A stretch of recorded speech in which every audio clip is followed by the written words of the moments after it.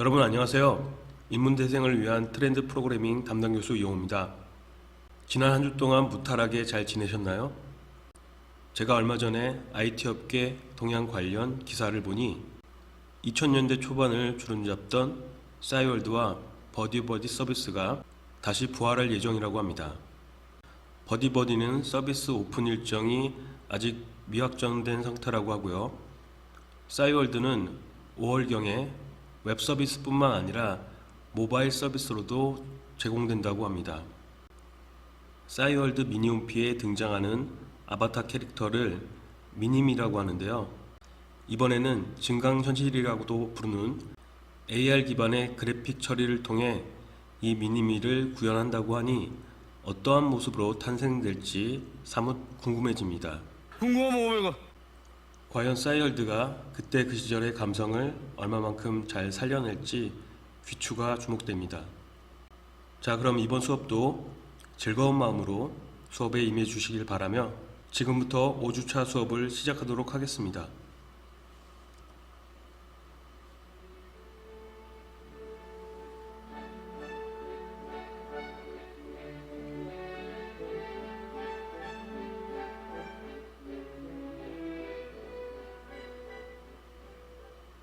이번 5주차 수업에서는 함수를 학습 주제로 하여 그 첫 번째 여행을 시작하고자 합니다. 이번 수업의 학습 목표는 다음과 같습니다. 먼저 함수의 개념과 필요성을 이해하는 데 있습니다. 둘째로, 함수를 실제로 활용하기 위해서는 함수를 정의하고 정의된 함수를 호출해야 되는데요. 이렇게 함수를 정의하고 호출하여 사용하는 방법을 파이썬 프로그래밍 실습을 통해 익히는 데 있습니다. 마지막으로 함수를 활용한 파이썬 프로그램을 구현하는 것을 목표로 합니다. 자, 함수의 개념과 특성에 대하여 살펴보기에 앞서 파이썬에서 프로그램을 세분화하는 세 가지 방법에 대해서 살펴보도록 하겠습니다. 먼저 함수 단위로 세분화할 수가 있습니다. 먼저 함수라고 하는 것은 특정 기능을 수행하는 코드들을 묶어 놓은 것입니다. 그리고 자주 사용하는 코드를 묶어서 함수로 정의할 수도 있고요. 그 다음으로는 객체 단위로 해서 세분화할 수가 있습니다. 객체라고 하는 것은 특정 타입을 가진, 보통 데이터 타입을 의미하는데요.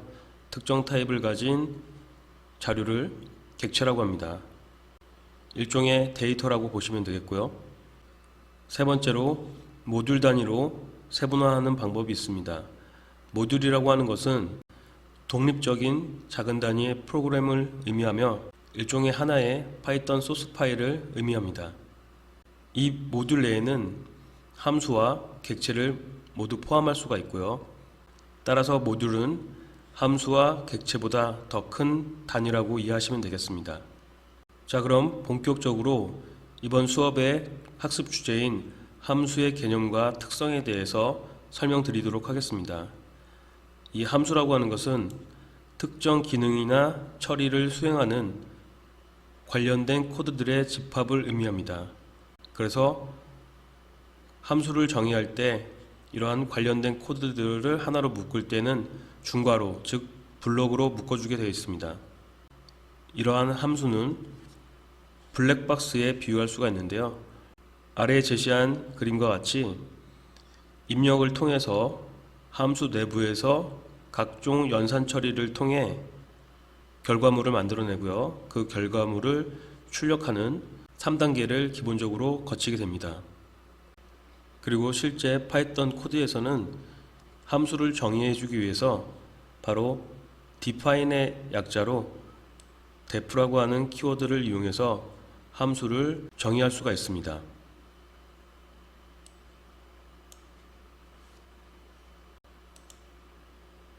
자, 그렇다면 함수를 사용하는 이유는 뭘까요? 그 필요성에 대해서 살펴보도록 하겠습니다. 우선 함수는 한 번만 정의를 잘 해두면 언제든지 필요할 때마다 정의된 함수를 호출해서 특정 처리를 위한 작업을 수행할 수가 있습니다. 예컨대 주소를 출력하는 기능을 담당하는 함수로서 print address라고 하는 함수가 있다라고 했을 때 이 print address에 대해서 함수를 코드로 정의해 놓고 간단한 방법으로 print address라고 하는 이름의 함수를 호출함으로써 해당 함수를 필요할 때마다 호출해서 사용할 수가 있습니다. 예컨대 print address 함수를 3번 출력하고 싶은 경우에는 print address라는 이름의 함수를 3번 호출해서 코드로 작성해 주시면 되겠습니다. 호출하는 방법은 미리 정의되어 있는 함수의 이름을 이와 같이 작성을 하고 반드시 함수 이름 다음에는 괄호가 수반이 되기 때문에 괄호를 뒤에 붙여서 호출해 줄 수가 있습니다. 자, 이 파이썬 코드 예시는 함수를 호출해 주는 코드만 작성된 것이므로 실제 print address 함수를 정의해 주는 코드가 필요한데요. 예를 들어서 print address 함수가 이와 같이 주소를 출력해 주는 내용과 이름을 출력해 주는 내용을 포함하고 있는 코드로 구성되어 있다라고 했을 때 print address 함수를 호출하게 되면은 이처럼 주소와 이름을 출력을 해주고 또 한 번 더 호출해 줬을 때 동일하게 주소와 이름을 출력해주는 과정을 거쳐서 동일한 출력 결과를 함수를 호출할 때마다 즉 3번 호출했으므로 동일한 내용을 3번 출력해 주게 되겠습니다.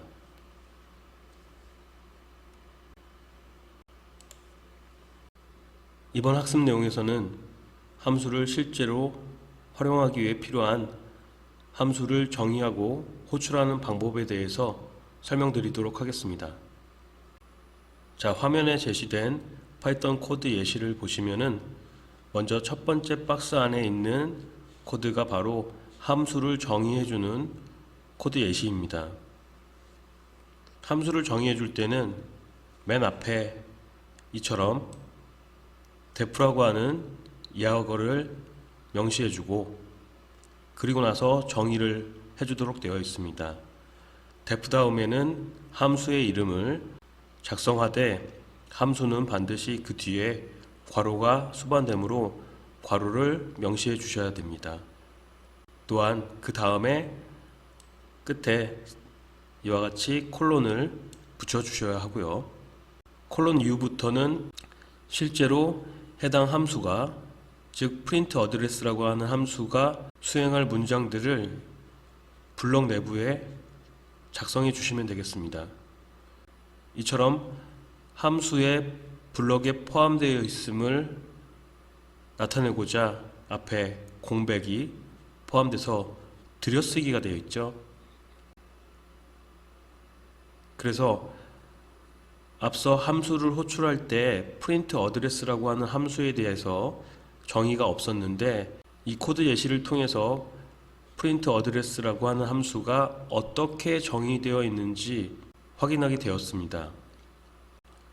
함수 내부에 정의되어 있는 문장들을 보시면은 모두 print 함수를 이용해서 다운표 안에 있는 문자열을 출력해 주었습니다. 총 3개의 문자열을 출력해 줬죠. 주소와 이름. 자, 이렇게 함수 하나를 정의해 두시면은 그 이후에는 해당 함수를 호출해서 간편하게 사용할 수가 있습니다. 이때에는 앞서 설명드린 바와 같이 함수의 이름을 통해서 함수를 호출할 수가 있습니다. 마치 우리가 친구 이름이 철수면은 철수야 그러면은 철수가 반응을 하는 것처럼 동일한 이름의 함수를 코드로 작성해 줌으로써 print address라고 하는 함수를 호출해서 그 내부에 있는 문장을 실행할 수가 있는 것입니다. 따라서 이 함수 호출에 대한 실행 결과는 이와 같이 실제 프린트 함수, 3개의 프린트 함수를 통해서 3줄의 문자열이 출력되어 있죠. 그래서 앞서 프린트 어드레스를 이처럼 3번 호출한다고 했을 때 이와 같이 프린트 어드레스에 정의되어 있는 프린트 함수, 3개의 프린트 함수에 의해서 3개의 문자열이 총 3번 출력된 것을 다시 한번 확인할 수가 있습니다.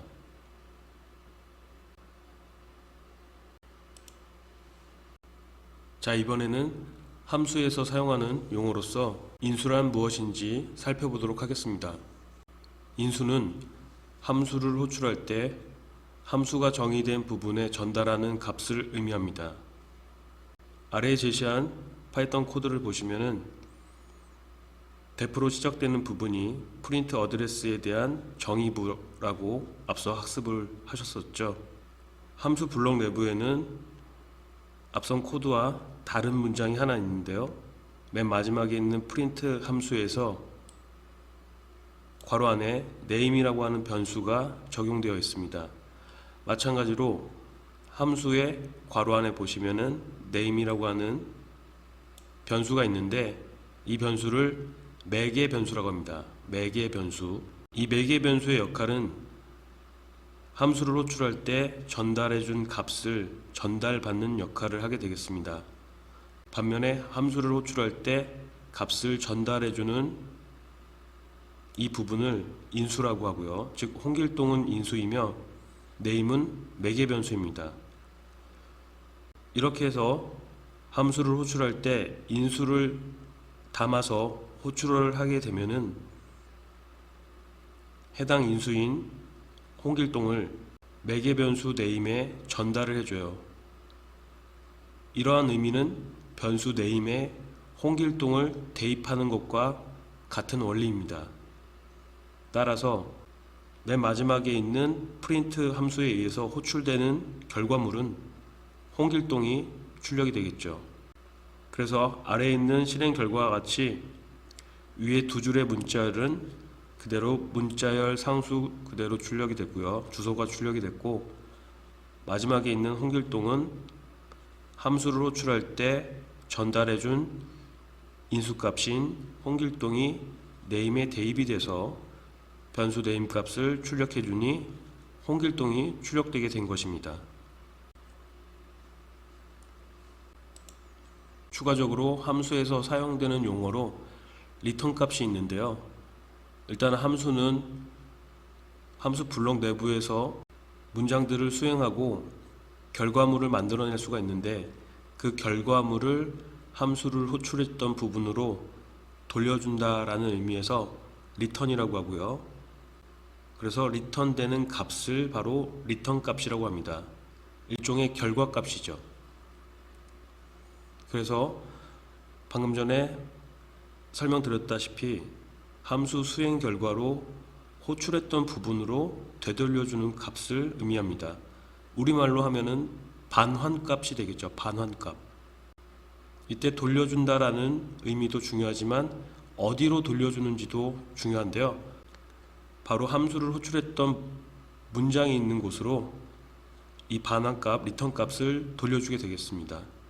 이때 리턴이라고 하는 키워드를 이용해서 리턴 키워드 다음에 실제로 리턴해줄 값을 명시를 해서 값을 돌려줄 수가 있습니다. 아래 제시한 파이썬 코드 예시를 보시면은 이번에는 또 다른 함수가 정의가 됐습니다. 맨 앞에 def라고 하는 키워드가 있죠. 그리고 나서 함수의 이름이 뭐죠? calculate area라고 되어 있습니다. 그 다음 괄호 안에는 이와 같이 매개 변수가 존재하는데요. 매개 변수의 이름은 reduce. 실제 함수 내부 블럭에 정의되어 있는 코드를 보시면은 area는 3.14 곱하기 reduce의 제곱입니다. 자, 이렇게 별은 곱셈임을 여러분들께서 대부분 아시고 곱셈 기호, 즉 별표를 두 개를 기입해주면 지수를 나타낸다라고 했었죠. 그래서 어떤 숫자에 대해서 몇 승을 할 때 이렇게 더블 별표를 이용해서 지수 연산을 수행하게 되겠습니다. 자, 이 연산식은 여러분들께서도 익히 잘 알고 계시는 원의 면적을 구해주는 공식이죠. 그래서 원의 면적을 구한 다음에 변수 에리어에 대입을 해줍니다. 즉 결과값이 변수 area에 저장이 되어 있고, 이 결과값인 변수 area를 리턴 키워드 다음에 명시를 해서 리턴 값으로 함수를 호출해 줬던 부분으로 되돌려 주게 됩니다. 이 calculate area라고 하는 함수를 호출해 주는 부분은 바로 여기 있죠. calculate area 괄호 안에 인수는 5.0입니다. 이 5.0이라고 하는 인수는 이 화살표를 따라서 가시다 보면은 매개 변수 radius에 전달이 돼요. 전달이 된다라는 것은 변수 radius에 5.0이라고 하는 값이 대입이 된다라는 의미로 해석하시면 되겠습니다. 그 이후에 원의 면적을 구했죠. 그래서 결과값 원의 면적 값을 함수를 호출했던 부분으로 돌려주므로 이 부분, 즉 함수를 호출해준 부분에 변수 area 값이 전달이 돼서 그 값을 다시 대입 연산자 왼쪽에 있는 또 다른 변수인 c 언더바 area라고 하는 변수에 대입을 해주고, 아직 결과값을 출력을 하지 않았으므로 프린트 함수를 이용해서 변수 c 언더바 area를 출력을 해주면은 이와 같이 반지 이름이 5.0인 원의 면적이 산출이 됩니다. 자, 이렇게 함수가 정의되어 있는 상태에서 함수를 호출할 때 인수를 담아서 전달하는 그 과정과 전달되는 인수값이 어디에 전달이 되는지, 그리고 함수 내부에서 어떻게 처리가 돼서 결과가 산출이 되는지, 마지막으로 그렇게 해서 산출된 결과가 어떻게 다시 함수를 호출해 주었던 부분으로 반환이 되는지 일련의 과정과 동작 원리를 이해하시는 것이 중요합니다.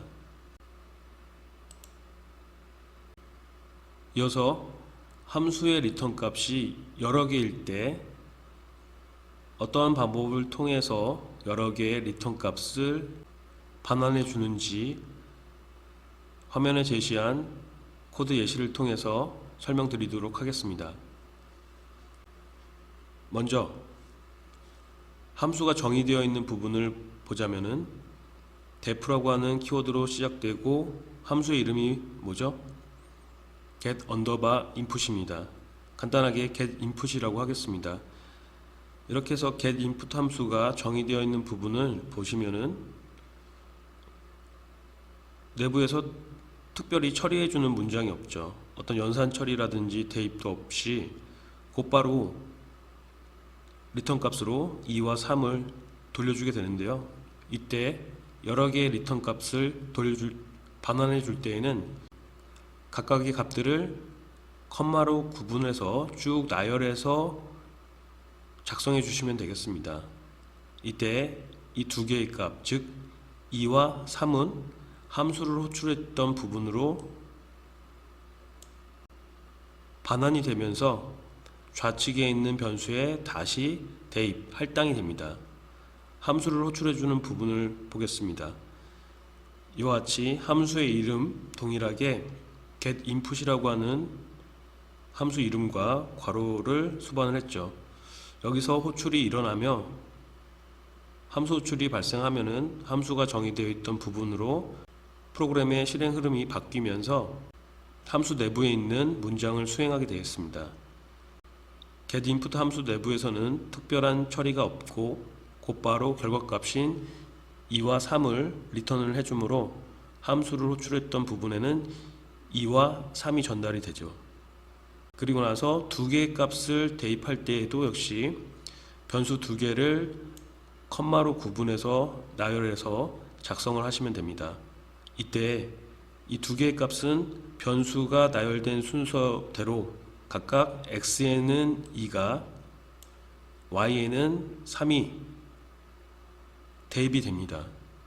그리고 나서 프린트 함수를 이용해서 변수 x, y 값을 출력해 주면은 2와 3이 이와 같이 출력이 됩니다.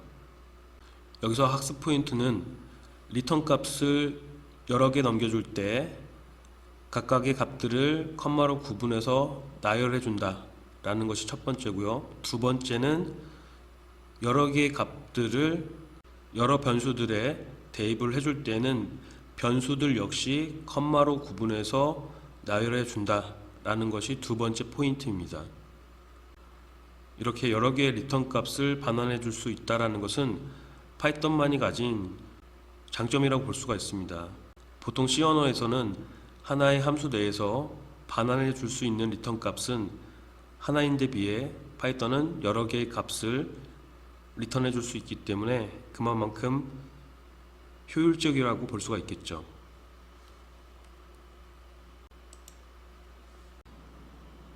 이번 수업 첫 번째 프로그래밍 실습 예제는 함수의 여러 개의 인수를 전달하는 파이썬 코드입니다. 먼저 소스 코드 내용을 해석하여 설명해 드리도록 하겠습니다.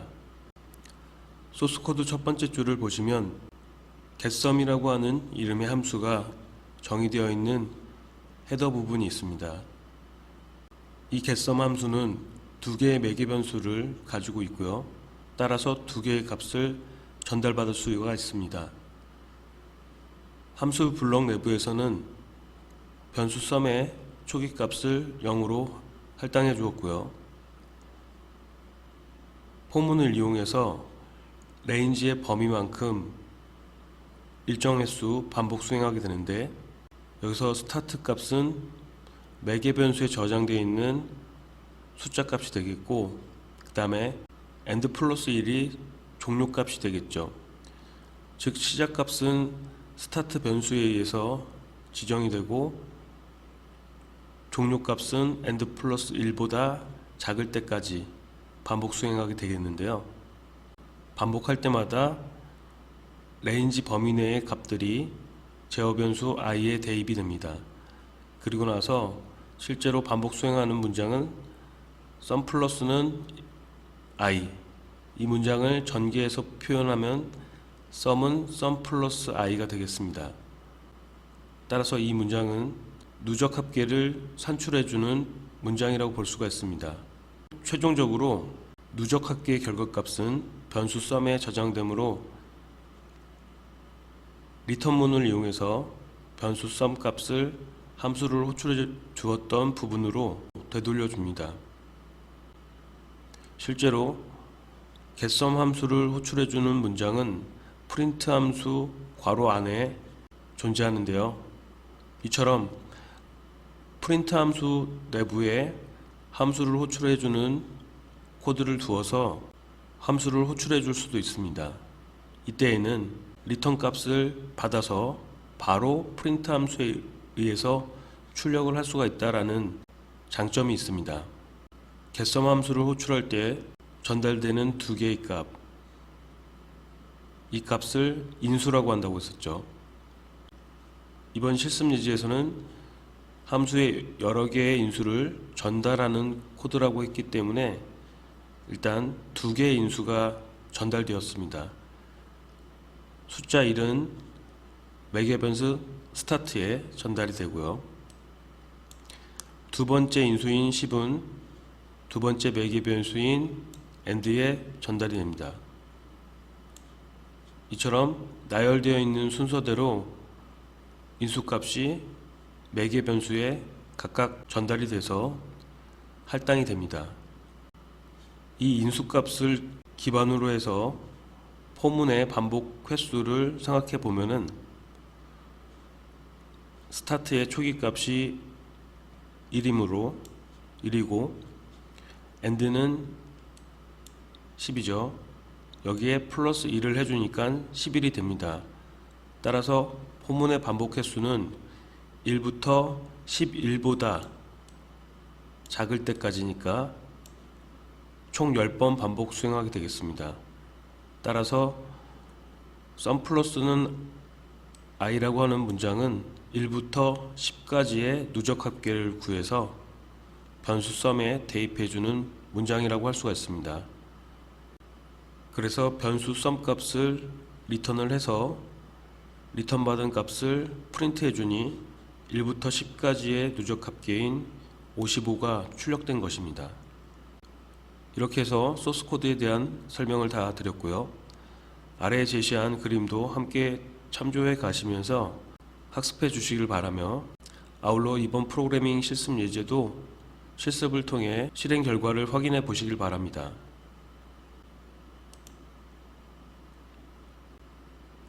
이어지는 두 번째 프로그래밍 실습 예제는 N각형을 그리는 함수 작성하기입니다. 작은 박스 안에 제시한 실행 결과 예시처럼 함수를 통해서 N각형을 그려주면서 이 N각형을 반시계 방향으로 회전해 가면서 그래픽을 구현하는 이러한 그래픽을 스파이럴 그래픽이라고 합니다. 그래서 스파이럴 그래픽을 구현하는 것이 최종 결과물이 되겠고요. 소스 코드 첫 번째 문장을 보시면은 임포트 문을 이용해서 이와 같이 그래픽 처리를 지원해주는 모듈인 터틀 모듈을 임포트 시켜줍니다. 그 다음 문장에서는 터틀 객체 t를 생성해주기 위해서 터틀 모듈의 생성자 메소드를 호출해서 t라는 이름의 객체를 생성해줍니다. 이렇게 객체가 생성이 되어야지만이 터틀 그래픽 처리를 수행할 수가 있습니다. 그리고 실제로 N각형을 그리는 함수 부분이 바로 def로 시작되는 부분부터 나와 있는데요. 함수의 이름은 N폴리곤이고 매개 변수는 2개입니다. 함수 블럭 내부에서는 포문을 이용해서 레인지에 지정된 범위만큼 반복 수행해주는 문장이 포함되어 있습니다. 이때 n은 함수를 호출할 때 전달받은 값에 의해서, 인수값에 의해서 결정이 되고요. 실제로 반복 수행해주는 문장은 t.forward length라고 되어 있죠. 이 length 역시 두 번째 매개 변수에 저장되어 있는 값을 기반으로 해서 해당 길이만큼의 직선을 그어줍니다. 이렇게 직선을 그어주고 나서는 터틀 포인터를 왼쪽으로 회전시켜 주게 되는데요. 이때 회전시키는 각도의 크기가 괄호 안에 지정이 되어 있습니다. 360을 n으로 나눈 몫이 되겠죠. 이와 같이 더블 슬래시는 정수 나눗셈을 수행하므로 몫을 구하는 역할을 수행하게 되겠고요. 자, 이렇게 나눗셈 연산에 대해서는 기존의 수업을 통해 학습한 바가 있습니다. 자, 이렇게 360을 n으로 나눈 몫을 구한 이유는 정N각형을 그리게 하기 위해서 360도를 n으로 균등 분할한 것입니다. 자, 이렇게 해서 이 부분까지가 바로 함수가 정의된 부분이고요. 이렇게 함수가 정의되어 있는 부분은 프로그램을 실행할 때 처음부터 실행되는 것이 아니라 함수를 호출할 때 실행이 됩니다. 따라서 실제로 이 프로그램이 실행될 때는 첫 번째, 두 번째 줄 문장을 수행한 다음에 함수가 정의되어 있는 부분은 일단 건너뛰고 포문에 의한 반복을 수행하면서 실제로 반복 수행되는 문장 중에서 이렇게 함수를 호출해주는 코드에 의해서 호출이 되면은 그때서야 비로소 함수 내부의 문장을 수행합니다. 자, 함수 정의 이후에 코드를 보시면은 포문을 이용해서 0부터 9까지 총 10번 반복을 수행하게 되겠고요. 실제로 반복 수행하는 문장은 터틀 포인터를 20도만큼 왼쪽으로 회전시킨 다음에 n폴리곤이라고 하는 앞서 정의되어 있는 함수를 호출합니다. 이때 전달되는 인수는 총 2개죠. 6과 100. 이 6과 100이라고 하는 인수값이 매개 변수 n과 length에 각각 순서대로 전달이 됩니다. 따라서 n에는 6이 대입이 되고요. length에는 100이 대입이 됩니다. 자, 이렇게 값이 구체화됐기 때문에 다시 한번 설명드리면은 반복 횟수가 총 6번이 된다라는 것을 알 수가 있죠. 0부터 5까지 6번 반복합니다. 그리고 랭스가 100이기 때문에 직선의 길이는 100만큼 지정이 되겠죠. 이어서 360도를 n으로 나눈 몫은 360을 6으로 나눈 몫이 되겠죠. 그래서 60도가 됩니다. 즉, 이 문장은 터틀 포인터를 왼쪽으로 60도만큼 회전시켜주는 문장입니다. 다만 여기서는 회전만 시켜주지 실제로 선을 그어주진 않기 때문에 이에 앞서 선을 그어준 다음에 이처럼 선을 그어준 다음에 왼쪽으로 60도만큼 틀어서 다음 반복 때 다시 직선을 그어주는 식으로 해서 정육각형을 그려주게 됩니다. 6번 반복하기 때문에 직선을 총 6번 그어주겠죠. 물론 반복할 때마다 60도만큼 회전을 시켜가면서 다음 반복 때 직선을 그리고 회전시키고 또 다음 반복 때 직선을 그리는 패턴을 유지하면서 6번 반복합니다. 이렇게 해서 육각형을 그리고 난 뒤에는 함수를 호출해 주었던 부분으로 복귀를 해요. 이렇게 함수 내부에 리턴문이 없다라고 하더라도 함수 내부의 문장을 모두 수행하고 난 뒤에는 최초 함수를 호출해 주었던 부분으로 다시 프로그램의 실행 흐름이 바뀌게 됩니다.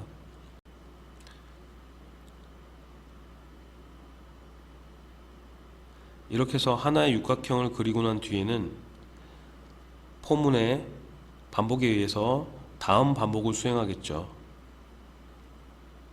그리고 이 포문의 반복 횟수는 10번이라고 했기 때문에 10번 반복되는 동안 육각형이 총 10개가 완성이 되겠죠. 그래서 실제로 이 파이썬 코드를 실행해 보시면은 육각형이 반시계 방향으로 회전하면서 그려지다가 완전히 한 바퀴를 돌진 않고 중간에 멈추게 됩니다. 왜냐하면 10번 반복해서 수행하기 때문에 육각형을 10번 그리고 프로그램이 종료가 되기 때문이죠. 따라서 여러분들께서는 이번 기본 코드를 프로그래밍 해 보시고 그 이후에는 온전하게 육각형이 한 바퀴 돌면서 그려지도록 레인지의 종료값, 이 종료값을 적절한 값으로 수정해 보시길 바랍니다. 너무 과도하게 많은 값을 주면은 불필요한 회전을 하게 되니 일단은 감으로 숫자 값을 지정해 놓고 실행을 한 다음에 그 범위를 이 숫자 값을 늘리거나 줄이면서 코드를 수정해 나가시는 것이 하나의 요령이라고 볼 수가 있습니다.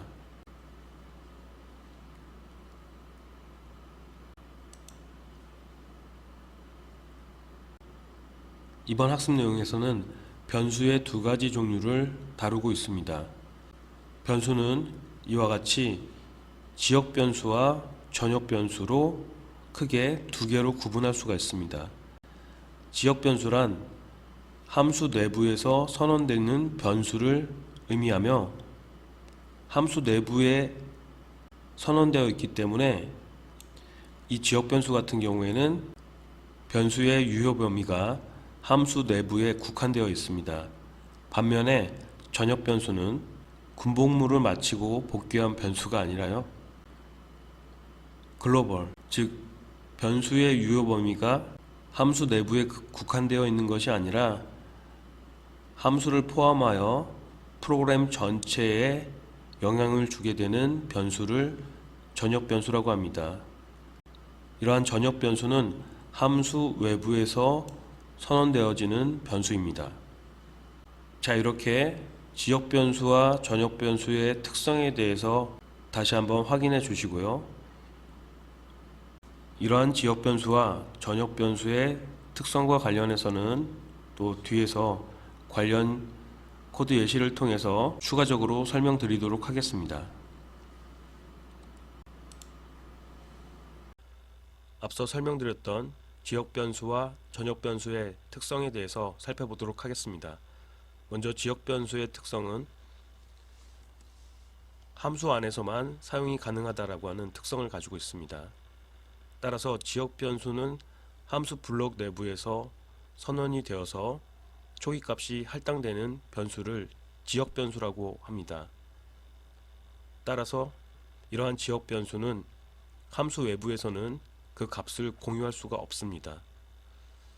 자, 아래에 제시한 소스코드 예시에서 calculate area라고 하는 함수가 정의되어 있는데요. 이때 reduce라고 하는 매개 변수가 존재하는데 함수 정의 부분을 살펴보기에 앞서 실제로 이 코드가 실행되는 첫 번째 문장은 이 부분입니다. R은 플롯 input 1의 반지름이라고 되어 있는 문장을 제일 먼저 실행해요. 왜냐하면 앞서서도 말씀드린 바와 같이 함수가 정의되어 있는 부분은 함수를 호출하기 전까지는 실행이 되지 않습니다. 따라서 지금 제가 짚어드린 문장이 가장 먼저 실행이 되기 때문에 사용자에게 1의 반지름을 입력받도록 하고 사용자가 입력한 반지름 값을 int가 아니고 플로트 형태로 변환을 해줬습니다. 왜냐하면 반지름은 정밀도를 위해서 소수점 이하까지도 입력받을 수 있기 때문이죠. 이렇게 해서 사용자로부터 입력받은 1의 반지름을 변수 R에 대입을 해줬습니다. 이어서 실제로 calculate area라고 하는 함수를 호출해주는 문장이 사용됐습니다. 이때 calculate area 함수가 호출되면서 바로 인수에 해당되는 변수 R에 저장되어 있는 값, 즉 사용자가 입력한 1의 반지름 값이죠. 이 반지름 값을 함수가 정의되어 있는 부분에서 매개 변수인 reduce에 전달을 해줍니다. 이렇게 해서 reduce에는 사용자가 앞서 입력했었던 1의 반지름 값이 대입이 됩니다. 그리고 나서 함수 내부에서 3.14 곱하기 reduce의 제곱, 즉 1의 면적을 산출을 해서 왼쪽에 있는 result라고 하는 변수에 대입을 해주게 되겠죠. 자, 이때 제가 지금 설명드리고 있는 변수가 바로 지역 변수이기 때문에 result라고 하는 변수는 지역 변수라고 할 수가 있습니다.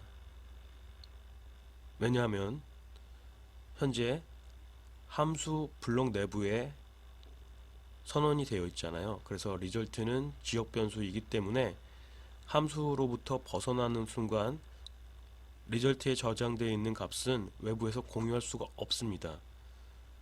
앞서서 지역 변수의 유효 범위는 함수 내부에 국한된다라고 말씀을 드렸죠. 그런데 리턴 값으로 이 지역 변수인 result를 함수를 호출해 주었던 부분으로 넘겨주게 되는데 이때는 일단 1의 면적 값을 저장하고 있는 result 값이 전달은 제대로 돼요. 즉 함수를 호출해 줬던 이 부분으로 전달이 돼서 변수 area의 대입까지는 되는데 문제는 마지막 문장입니다.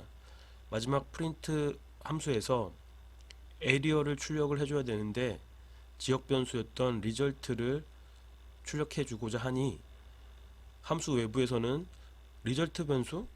얘 뭐지? 알 수가 없는 것입니다. 이 result는 오로지 함수 내부에서만 지역적으로 국한이 되어 있기 때문에 외부에서는 result가 어떤 변수인지 어떤 값을 저장하고 있는지 알 수가 없습니다. 따라서 아래와 같은 컴파일 오류가 발생할 수 있으니 최종적으로 결과값을 출력할 때에는 지역 변수가 아닌 이처럼 에리어 같은 전역 변수를 활용해서 출력을 해주셔야 합니다. 이 r도 마찬가지로 전역 변수고요. 따라서 이 코드를 올바르게 수정한다면은 리절트 대신에 변수 에리어로 지정을 해 주셔야 합니다.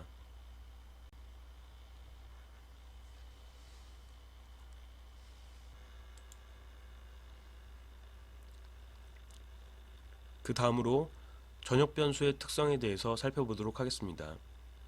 전역 변수는 프로그램 내부에서 어디서나 사용 가능한 특성을 가지고 있습니다. 말 그대로 전체 영역에 걸쳐서 유효 범위가 있는 변수를 전역 변수라고 한다고 했었죠.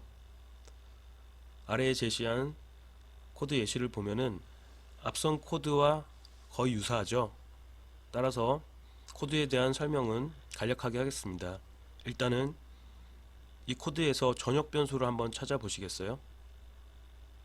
네, 함수 내부가 아닌 그 외부에 있는 변수 r이라든지 area, 이 두 개의 변수가 바로 전역 변수라고 할 수가 있습니다. 따라서 calculate 함수를 호출할 때 인수를 지정하지 않고 호출만 하더라도 함수 내부에서 이 r이라고 하는 변수, 함수 내부에서는 r이 선언되어 있지 않잖아요. 그럼에도 불구하고 원의 면적을 산출할 수 있는 이유는 전역 변수이기 때문이죠. r은 전역 변수이기 때문에 사용자로부터 입력받은 원의 반지름 값을 저장하고 있다가 함수 내부에서도 그 값을 공유할 수가 있기 때문에 사용자로부터 입력받은 반지름을 원의 면적을 구하는데 활용을 했기 때문에 올바르게 원의 면적을 산출해서 변수 리절트에 대입을 해주고, 물론 리절트는 지역 변수죠. 그리고 나서 리턴 값으로 리절트에 저장되어 있는 값, 즉 원의 면적 결과값을 함수를 호출했던 부분으로 리턴해 줍니다. 그리고 다시 왼쪽에 있는 전역 변수인 변수 에리어에 대입을 해주고요. 최종적으로는 결과값을 확인해 주기 위해서 프린트 함수를 이용해서 전역 변수인 에리어, 이 에리어에 바로 원의 면적의 결과값이 저장되어 있기 때문에 이와 같이 사용자가 5.0을 입력했다라고 했을 때 5.0이 전역 변수이기 때문에 함수 내부에서도 5.0으로 통용이 돼서 원의 공식을 적용해서 계산을 하면은 78.5라는 값이 산출이 되어서 최종적으로 78.5를 리턴을 해주고 다시 에리어에 대입을 해주고 프린트 함수를 이용해서 변수 에리어를 출력해 주니 78.5라고 하는 결과를 출력할 수 있게 된 것입니다. 쉴 틈 없이 마치 래퍼처럼 이야기를 했네요. 자, 이번에는 함수 안에서 올바른 전역 변수를 지정하는 방법에 대해서 학습해 보도록 하겠습니다. 함수 내부에서 함수 외부에 있는 전역 변수와 동일한 이름의 변수 이름을 사용하더라도 함수 내부에 존재하기 때문에 지역 변수로 취급함으로 유의해 주셔야 합니다. 예를 들어서 아래에 제시한 코드와 같이 calculate area 함수 내부에서 변수 area는 함수 외부에 있는 전역 변수인 변수 area와 이름이 동일하죠. 그렇다고 해서 함수 내부에 있는 변수 area가 전역 변수로 취급되는 것이 아니고 지역 변수로 취급하므로 이 area는 리턴문을 통해 호출해 주었던 부분으로 돌려주지 않는 한 프로그램의 실행 흐름이 함수 외부로 바뀌면서 이 에리어 값은 외부에서 참조할 수가 없습니다. 일단은 이 코드에 대해서 프로그램 실행 순서대로 설명을 드리겠습니다. 제일 먼저 실행되는 문장이 전역 변수인 변수 에이리어의 초기값으로 0을 대입해주는 부분이 제일 먼저 수행이 되고요. 이어서 사용자로부터 원의 반지름을 입력받아서 실수화해서 실수로 바꿔줘서 변수 R, 역시 전역 변수죠. 변수 R에 대입을 해줍니다. 그리고 나서 calculate area 함수를 호출하게 되는데, 이때 인수로서 변수 R에 저장되어 있는, 즉 사용자가 입력한 원의 반지름 값을 매개 변수인 reduce에 전달을 해주게 되겠고요. 이 reduce 값을 기반으로 해서 원의 면적을 산출한 후에 그 면적 값을 지역 변수인, 전역 변수 아니죠, 지역 변수인 area에 대입을 해줍니다. 그리고 나서 리턴문에서 area 값을 넘겨주지 않은 상태에서는 일단 리턴문을 만나면은 리턴 값이 없다라고 하더라도 함수를 호출했던 부분으로 다시 복귀하게 됩니다. 복귀를 하게 되고 프린트 함수를 이용해서 변수 area에 저장되어 있는 값을 출력하도록 했는데요. 자, 원래의 의도는 이렇게 area라고 지정을 해두면은 함수 외부에 있는 전역 변수와 함수 내부에 있는 변수 area가 이름이 같기 때문에 함수 내부에 있는 area도 전역 변수로 취급할 거라고 생각해서 그러한 생각을 가지고 변수 area 값을 출력했다라고 하면은 완전히 경기도 오산입니다.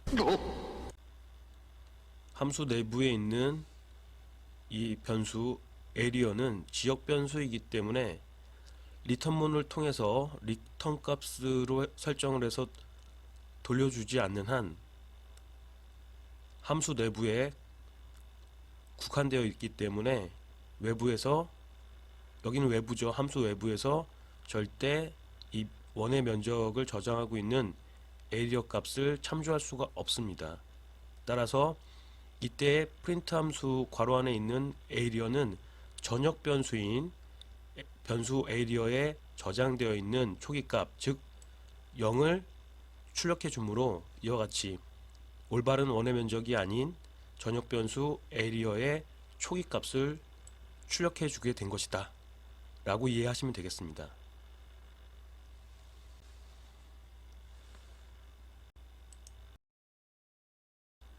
자, 그렇다면 함수 내부에서 지역 변수가 아닌 전역 변수로 지정하는 올바른 방법은 무엇일까요? 그 방법은 바로 함수 내부에서 변수명 앞에 글로벌이라고 하는 키워드를 적용을 해서 해당 변수를 전역 변수로 지정을 해주는 방법이 있습니다. 이와 같이 변수명 앞에, 변수명만 있으면 지역 변수가 되겠으나 앞에 글로벌이라고 하는 키워드, 예하고를 명시를 해주시면은 이 area는 지역 변수가 아닌 글로벌한 전역 변수가 되는 것입니다. 따라서 앞선 코드 예시와 이 글로벌이라고 하는 키워드만 추가해 주었을 뿐인데 전혀 다른 실행 결과를 출력하게 됩니다.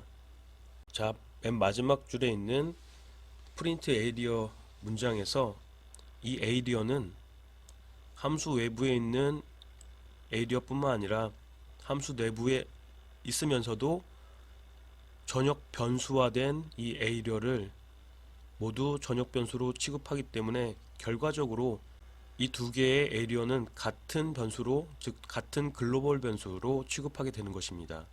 따라서 리턴문에 의해서 리턴 값을 지정하지 않더라도 이렇게 전역 변수인 area를 출력해 주게 되면은 처음에는 0이었으나 함수를 호출해서 내부에서 원의 면적을 산출한 다음에 전역 변수인 area에 그 결과값을 대입해 줬잖아요. 이때 기존의 초기값 0에서 원의 면적 결과값으로 바뀌게 되고, 그래서 변수죠. 그 결과값을 리턴해 주지는 않았으나 프린트 함수에서 이 에이리어는 전역 변수이기 때문에 변수의 유효 범위가 프로그램 전체에 있기 때문에 원의 면적값을 저장하고 있어 이와 같이 올바른 실행 결과가 출력되는 것입니다. 자, 이 내용을 앞선 코드와 비교해 가면서 한번 반복해서 살펴보시길 바랍니다.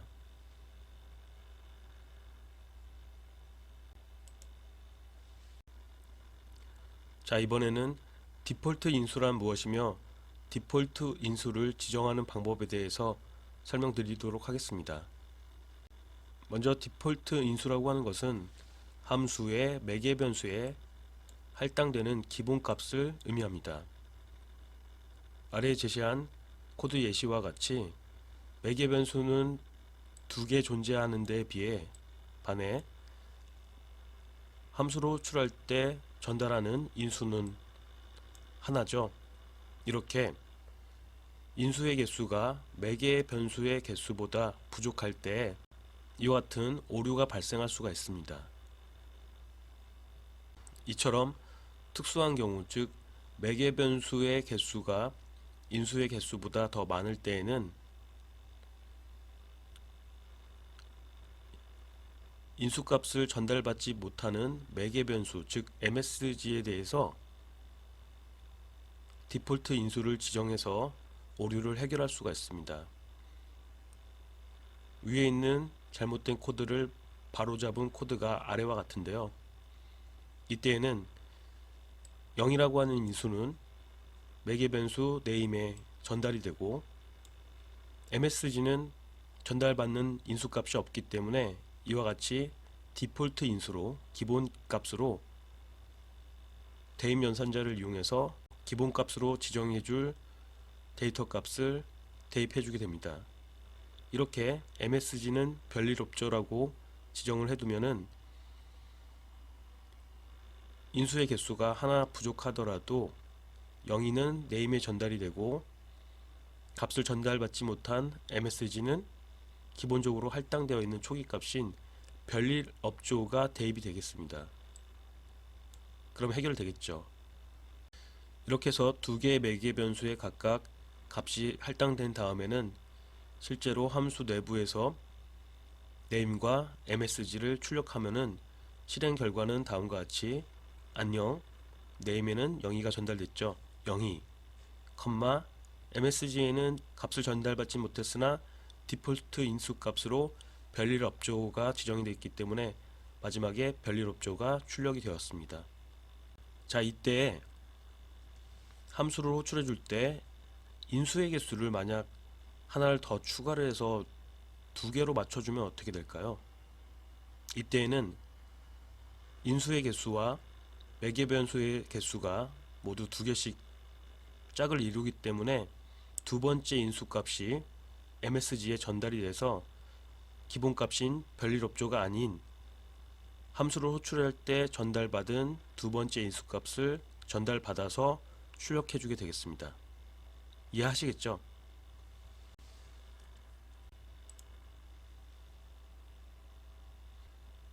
이번에는 키워드 인수의 개념과 특성에 대해서 살펴보도록 하겠습니다.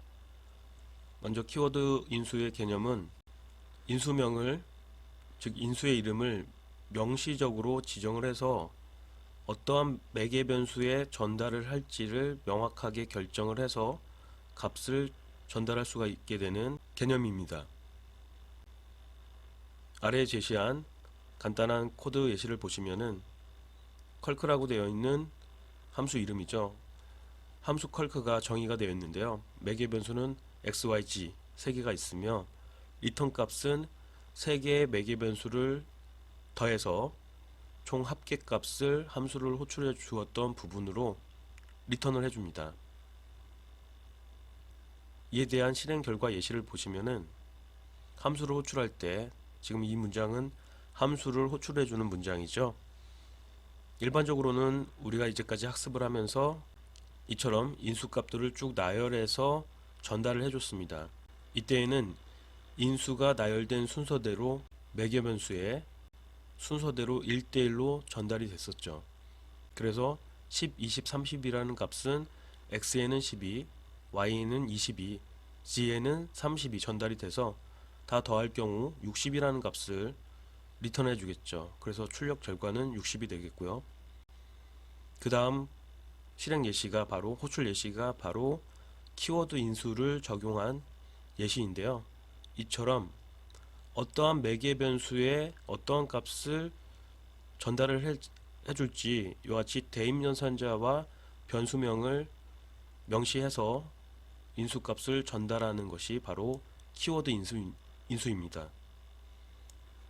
따라서 이 부분만 보더라도 어떠한 매개 변수에 어떠한 값이 전달이 될 것이다 라는 것을 한눈에 알아볼 수가 있겠죠. 따라서 이 결과도 x에는 10, y는 20, z에는 30이 전달됨을 의미하므로 모두 다 더한 합계값 60이 다시 리턴되어지고 이에 대한 결과로 60이 출력이 되었습니다.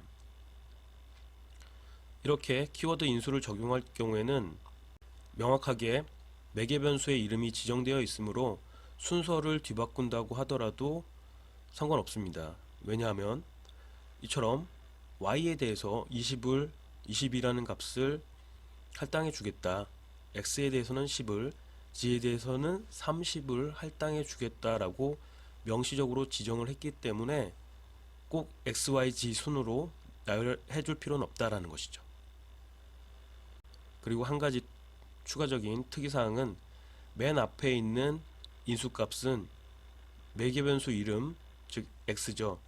x와 대입연산자를 생략하고 일반적인 인수로 지정하더라도 나머지 두 개의 인수를 키워드 인수로 지정할 경우에 남아있는 매개 변수는 x밖에 없으니 자동으로 인식이 돼서 10이라는 값은 x에 전달되게 된다라는 거예요.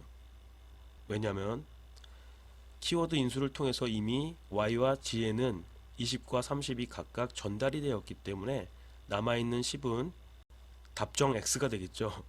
네, 이미 답은 x에 할당되는 것으로 정해져 있습니다. 그래서 x에는 10이 대입이 돼서 리턴 값으로 동일하게 60이라는 값을 리턴해 주게 됩니다. 그런데 맨 마지막에 있는 함수 호출 예시를 보시면은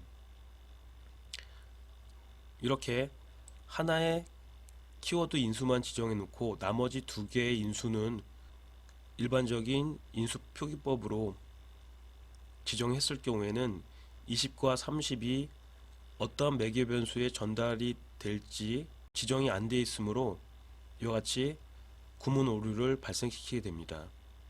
따라서 일반적인 인수와 키워드 인수를 혼합해서 사용할 경우에는 첫 번째 값은 일반적인 인수를 사용해도 되는데 그 이후에 있는 나머지 인수들은 키워드 인수로 명확하게 지정을 해줘야 된다라는 것입니다.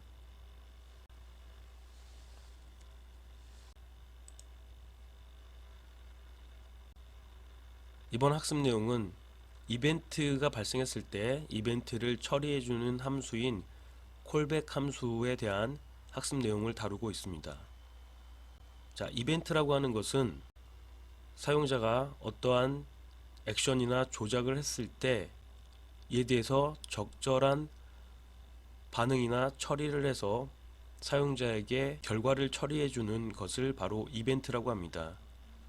대표적인 예로 사용자가 확인 버튼을 눌렀을 때 어떠한 결정이 이루어지게끔 처리를 도와주게 되겠고, 반대로 취소 버튼을 눌렀을 때는 사용자가 입력했던 데이터들이 무효화되게 처리해주는 것 등이 바로 이벤트라고 할 수가 있습니다.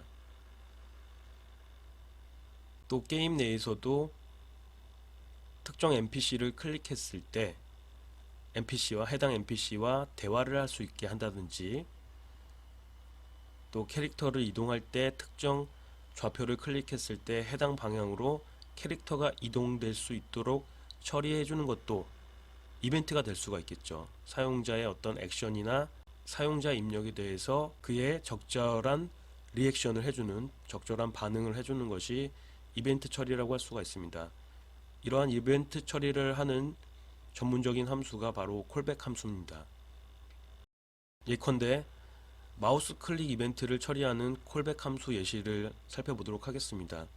우리가 마우스를 이용해서 마우스 포인터를 특정 위치에 대고 마우스 왼쪽 버튼을 클릭했을 때 이벤트가 처리가 되도록 할 수가 있겠죠.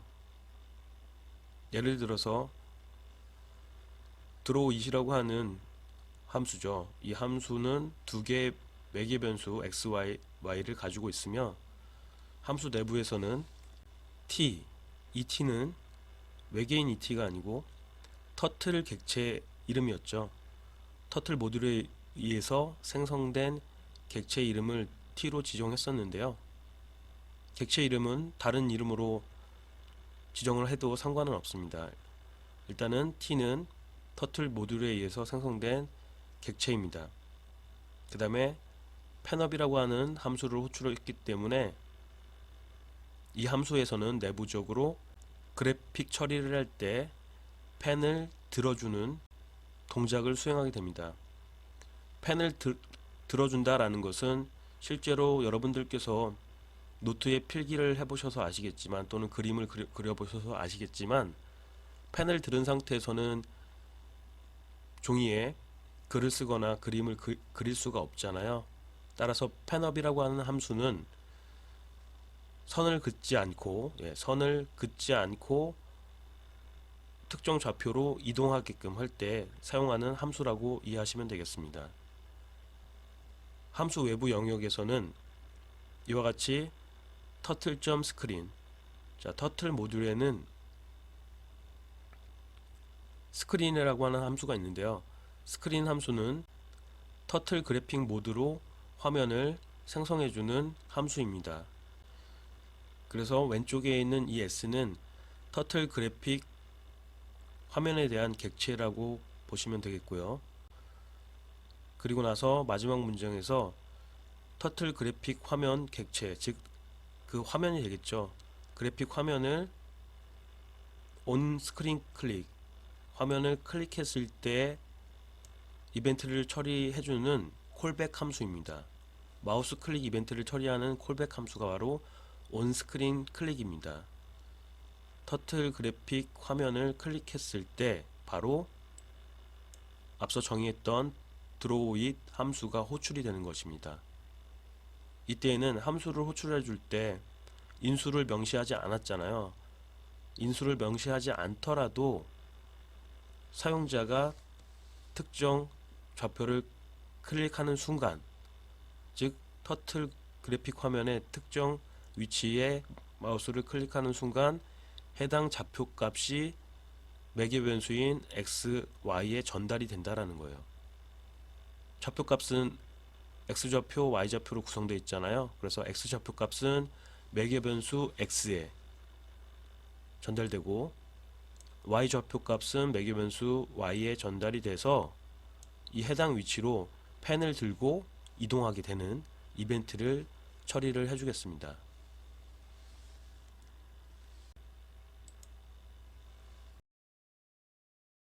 자, 이번 프로그래밍 실습 예제는 이벤트 처리 함수, 즉 콜백 함수를 통해 마우스로 그림 그릴 수 있는 파이썬 코드를 소개하고 있습니다. 첫 번째 문장에서 그림을 그리기 위해서, 즉 그래픽 처리를 하기 위해서는 이와 같이 터틀이라고 하는 모듈이 필요하다고 했었죠. 그래서 외부에 있는 터틀 모듈을 현재 소스 코드로 불러오기 위해서 인풋 구문을 활용했습니다. 그리고 나서 드로우라고 하는 이름의 함수를 정의해 줬죠. 드로우의 매개 변수는 x, y로 구성되며 드로우 함수의 역할은 t.goto, t에 대해서는 그 아래에 터틀 생성자에 의해서 만들어진 터틀 모듈의 객체가 되겠죠. 그래서 터틀 객체에 대해서 goto, 특정 좌표로 이동시켜주는 함수인데요. 특정 좌표는 바로 괄호 안에 x, y로 좌표 값이 지정이 되어 있습니다. 즉 x, y에 해당하는 좌표로 터틀 포인터를 특정 좌표로 이동시켜 주는 것이 바로 드로우 함수의 역할이자 기능입니다. 일단은 이 함수는 호출이 되기 전까지는 실행이 되지 않는다 라는 것이고요. 실제 프로그램이 실행이 될 때는 인풋 구문을 거쳐서 터틀 생성자를 통해서 터틀 객체를 생성해 줍니다. 그리고 나서 터틀 포인터의 모양을 터틀로 지정했죠. 이 문장은 생략해도 상관없죠. 왜냐하면 터틀 포인터의 기본 모양은 거북이 모양이기 때문입니다. 그리고 나서 t.pensize, pensize라고 하는 함수는 이름에서 알 수 있듯이 펜의 두께, 즉 선의 두께를 지정해주는 함수입니다. 그래서 10으로 지정이 되어 있고요. 이어서 앞서 설명드린 바와 같이 터틀 그래픽 화면을 생성을 해서 객체를 하나 만들어 줍니다. 그래서 이 S라고 하는 객체는 터틀 그래픽 화면이 되고요. 이 화면을 온클릭했을 때, 온스크린 클릭을 했을 때, 즉 화면을 클릭했을 때 앞서 정의되어 있던 드로우 함수가 호출이 됩니다. 이때에는 드로우 함수를 호출할 때 인수가 지정이 되지 않더라도 온스크린 클릭이라고 하는 이벤트 처리 함수 자체가 사용자가 클릭한 좌표값에 대해서 X좌표값, Y좌표값을 읽어들여서 함수 드로우에 있는 매개 변수에 각각 X좌표값과 Y좌표값을 전달해 주므로 인수 없이도 값을 전달할 수가 있습니다. 그렇게 되면은 T라고 하는 객체, 즉 터틀 포인터가 되겠는데요.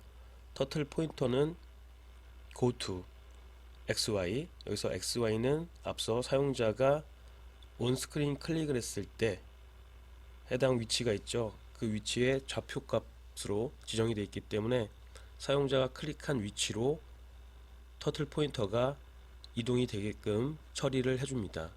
그리고 나서 다시 복귀를 한 다음에 그 이후의 문장들을 수행해 주게 됩니다.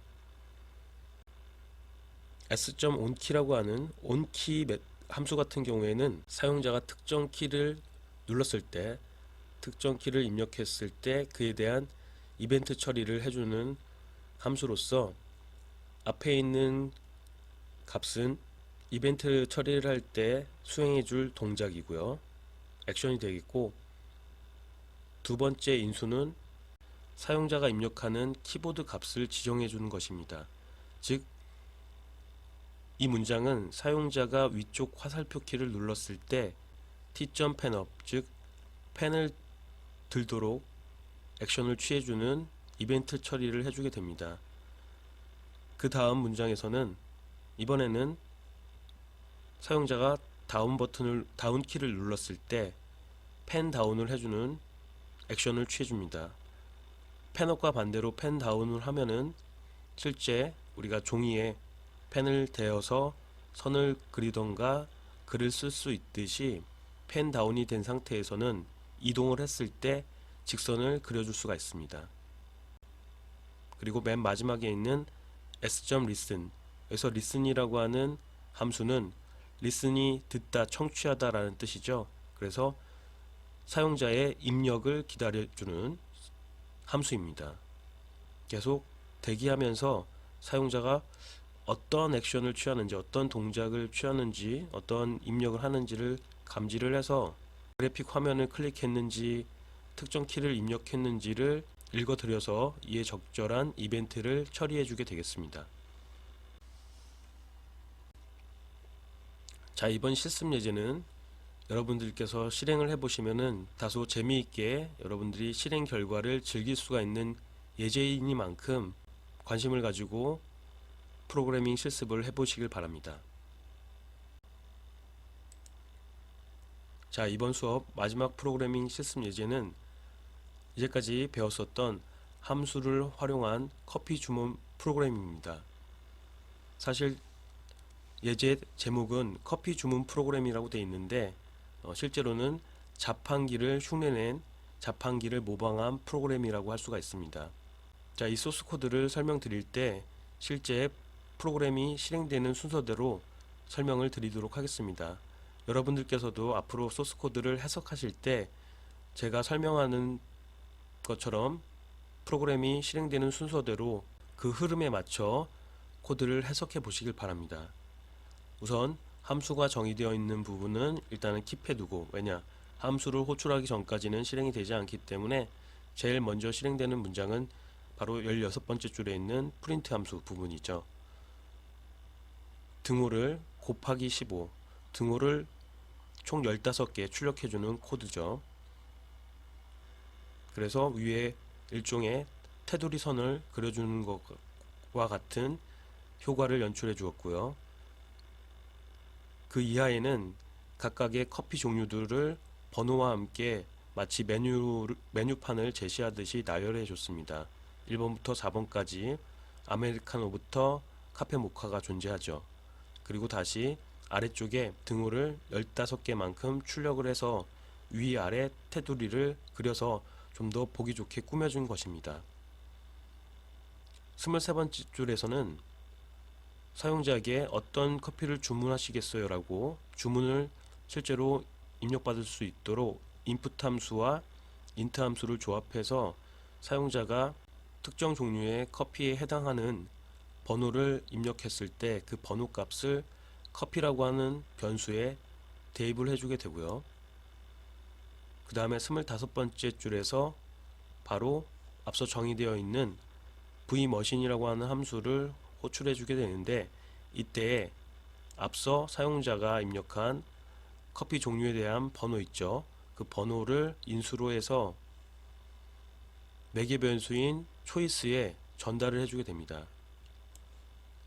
예를 들어서 사용자가 1번을 입력했다라고 하면은 커피에는 1이 저장되어 있기 때문에 이 1이라고 하는 값이 초이스라고 하는 매개 변수에 전달이 되고, 함수 블록 내부에서는 과연 사용자가 어떠한 번호를, 어떤 숫자 값을 입력했는지를 판별할 필요가 있기 때문에 기존에 학습하셨던 if, elif문, 즉 다중이프문을 이용해서 여러 개의 조건식을 제시를 해서 사용자가 입력한 값이 어떠한 값인지에 따라서 변수 아이템에 저장할 문자열 값을 달리 처리를 해줬습니다.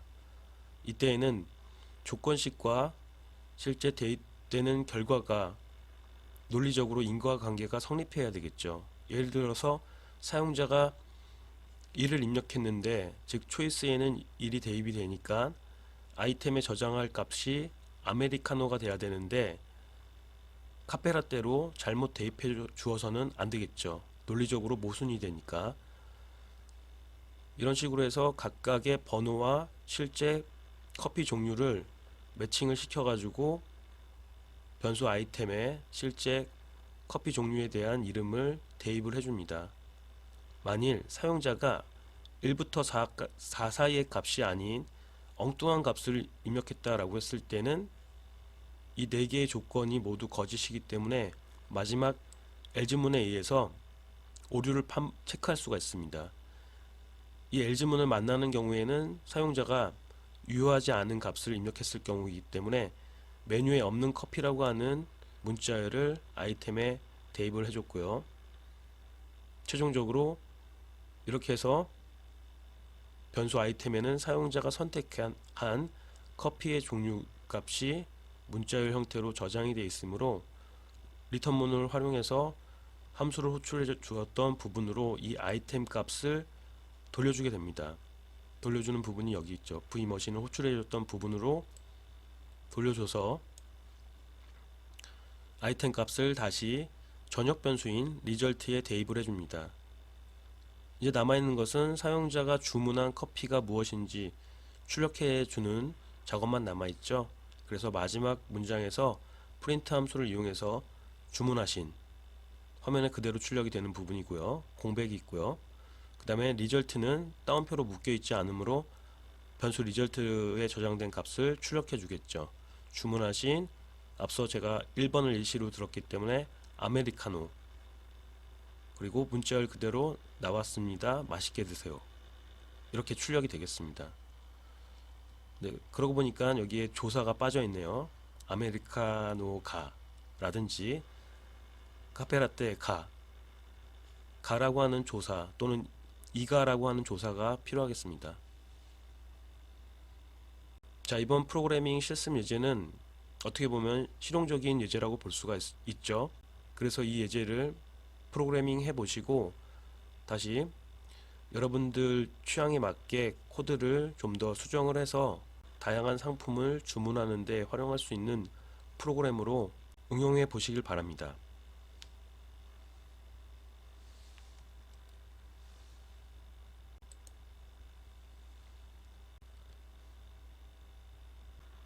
자, 이번 함수에 대한 첫 번째 수업을 마치기에 앞서 함수와 관련된 학습 포인트들을 이렇게 정리해 두었으니 함수에 대해 학습하실 때 참고해 주시길 바랍니다.